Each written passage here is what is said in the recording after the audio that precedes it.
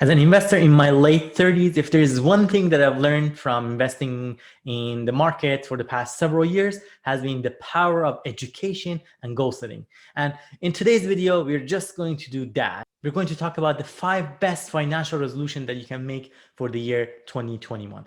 These financial goals and resolutions will not only help you to set yourself up for success, but also give you a good understanding of what are the basics and foundations that you need to keep in mind as you're going through the journey of financial discipline and financial independence. So let's get into it.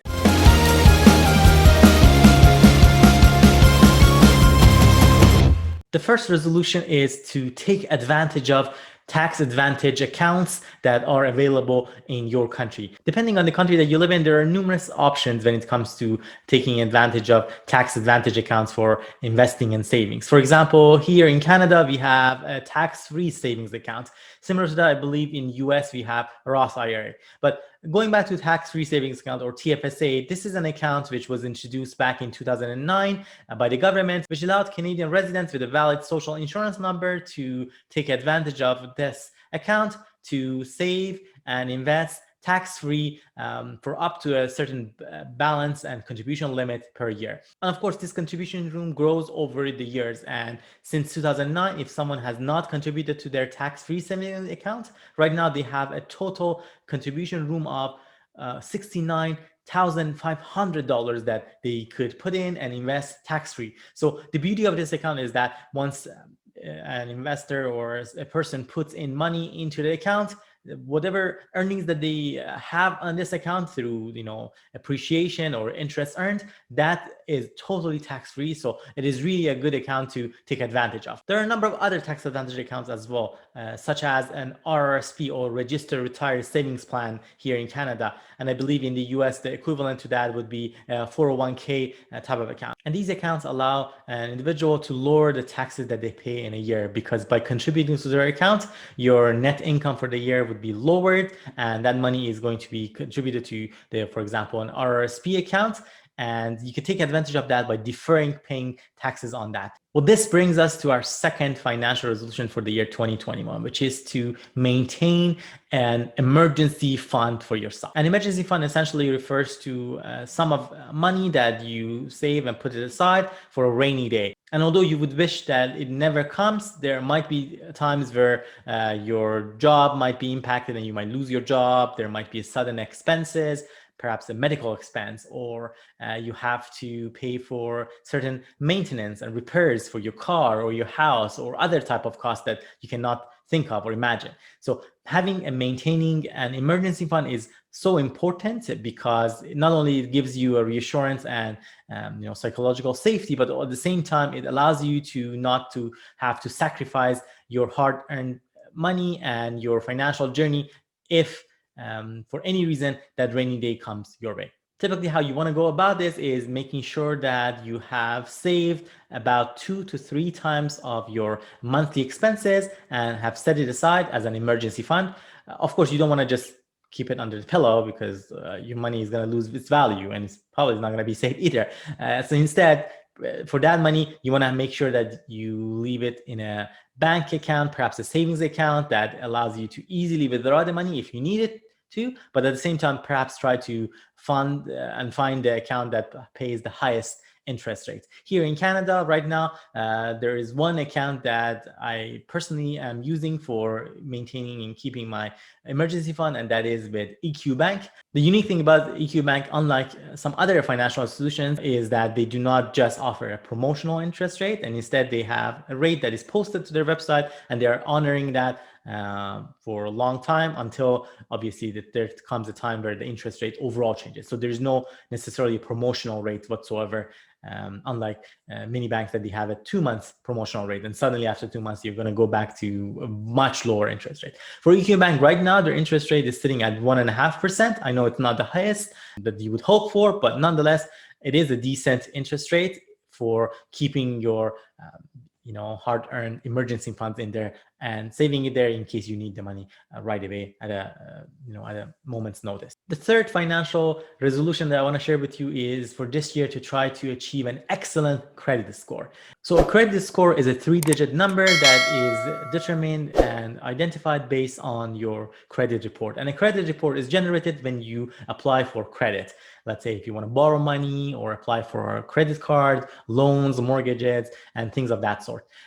It is a very important number, of course, and especially if you try to build that credit score up to an excellent level, it allows you to take advantage of preferential rates when it comes to borrowing money from banks. So let's say down the road, you want to buy a house and apply for a mortgage, or if you need to get a loan, or even apply for a credit card. By having a higher credit score, you're going to be offered a much better interest rate, and banks are going to be a lot more lenient when it comes to offering you those funds and support. So it's very important. Now, your next question to me might be, how do I go about, first of all, understanding my credit score? How do I know even what my credit score is? And then how can I go about increasing it and bringing it up to an excellent level? Well, those are great questions. The good news is anyone can actually check their credit score for free, and checking their credit score once a month is not going to impact your score, because there's a rumor that, oh yeah, if I check my credit score, my score is going to automatically go down. So I don't want to check that often. There's a difference here though. If you check your credit score, and we call it a soft check, whereas you just want to know about your score and a couple of other details, those are not going to impact your score whatsoever. And you can rest assured of that. It is based on research and, of course, based on practical experience that I've had. And I do have actually an excellent credit score. So I'm going to be sharing it with you as well. You would see on the screen. But essentially, there's a website called Credit Karma, and there's an American version for it. And of course, here in Canada, we have creditkarma.ca, that allows you to check your credit score for free. You can keep track of that and make sure that you're fully aware of where you stand when it comes to your credit score. So now that you know where your credit score is, and that's the very first step, the next step is knowing how you can help and work on improving your credit score. So there are a number of factors involved and in play here. Essentially, how credit bureaus go about assigning your score is based on a number of factors. Things like whether you are able and you do actually pay your bills on time. If you have credit cards, how much of your credit limit are you actually using? So there's a best practice that across all your credit cards, try not to use more than 25% of your credit limit. So let's say if you have 3 different credit cards, and in total your credit balance on those cards is $10,000, try not to use more than $2,500 of dollars in terms of credit from your credit cards as a whole within that 1 month. And if you intend to use that, make sure that you pay it off sooner, so you don't go beyond that 75% kind of threshold. So you want to always maintain that 75%. And essentially what it tells the credit bureaus and the lenders is that you as a borrower are a responsible person, and you're not maxing out your credit and recklessly taking out money from your credit card. So that's definitely something that they are keeping an eye on and monitor. The other one is around the length of the time that you have maintained your credit cards, for instance. So to me, one of the best decisions that one person can make is opening a no-fee credit card as soon as possible, and of course using it responsibly. Use the credit cards and for your day-to-day purchases that you absolutely need to buy, and then pay it off in full regularly at the end of the month. So that way, over time, you're building your credit. You're showing the lenders that you're a responsible borrower, and you can take control of your finances and take control of your financial life, essentially. Keep that in mind. The last tip I would share around the credit card and the credit score is that sometimes I know the different credit card companies, they offer various perks and rewards. So you want to take advantage of that, and you might go ahead and open up several accounts. So be mindful of that. Well, that is not necessarily something that you should avoid. Keep in mind that do not apply for credit card or numerous credit cards back to back, because that might again send a wrong signal to the lenders that perhaps you're in a difficult financial situation, and as a result, you're borrowing and trying to borrow money through applying for multiple credit cards or perhaps loans and mortgages. So keep that in mind. So be disciplined how you go about in the frequency and intervals in between applying for those credits. All right, the fourth financial resolution and tip that I have to share with you is the importance of budgeting. And I can't emphasize this enough. Budgeting allows you to know where your money is coming from, what are your sources of income, and how much money you're making in a month, and also where is your hard-earned money going to. There's an analogy that Kevin O'Leary, the Mr. Wonderful of Shark Tank, uses, and he uses the analogy of soldiers. Your money is like soldiers. You want those soldiers to work hard for you, and in fact, at the end of the day, bring back more territories and earn you more money. But if you don't know how your money is being spent, that's not a good thing. And in fact, you're losing your soldiers in the war. So be mindful of that. And the best way to go about it is just keeping track of every money that comes in, cash in, the cash flow that comes in, and any money and expense that you're paying for in any means, whether it's in cash, credit card, you name it. So jot them down, and at the end of 1 month, you are going to be able to get a fairly good understanding of your cash flow and how your income and expenses stand. And if you can, of course, do that for probably 1 to 3 months, that gives you a better picture, because there are ups and downs in some of the expenses and income. Nonetheless, even with 1 month, you are better off than many people, because they don't actually budget and they don't even know where their money is coming from and where it's going to. But don't stop there. Once you get to this point, this is really an important stage where you can really assess and reflect on those expenses. Are those necessary expenses that you have to pay for? Is there an opportunity for you to cut some of those expenses or perhaps lower them? Remember, the difference between your income and expenses is what is left over for you, and that's the money that you are going to be able to hopefully save and invest. And that actually brings us to our last financial resolution tip. Be sure to save and invest. And I can't emphasize this enough, especially if you're young. It is so crucial to get started early.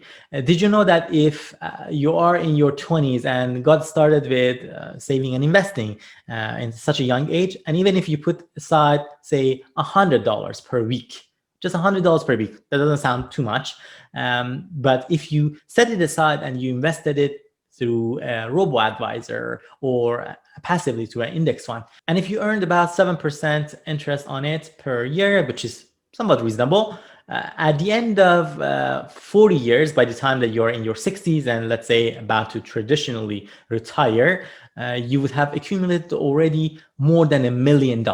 All of that just by setting aside $100 per week, but sticking to it and showing financial discipline. You don't have to increase that in contribution at all. Even if you maintain it at the same levels, but contribute it frequently and regularly at the same pace and amount, by the time that you're in your 60s, you would have accumulated over $1 million. And the best part is that more than 800,000 of that is actually from the interest that you've earned, not actually the money that you've put in. You probably have only invested in about roughly around $200,000. And the remaining part, more than 80% of it, is actually from your interest earned through the magic of compounding interest. So be mindful of that. As you go about saving and investing, keep in mind, of course, know about your time horizon, what is your risk tolerance, and how willing are you to lose money when it comes to stock market investing. And based on that, decide what is the best avenue for investing, whether it's in stock market investing, real estate, passive investing, active investing, and all of that. We've made a number of other videos here on Moementum channel that talk about that in depth. Here, in fact, on Moementum channel, we post weekly videos about stock market investing, financial freedom, and financial discipline. So if you found this video beneficial, please, first of all, be sure to give it a thumbs up and share it with someone who might benefit from the video as well. But don't forget to also subscribe to our channel. We'd love for you to join us, and we are here to help you to gain the momentum to reach financial freedom. With that being said, thank you, everyone, and hope to see you next time.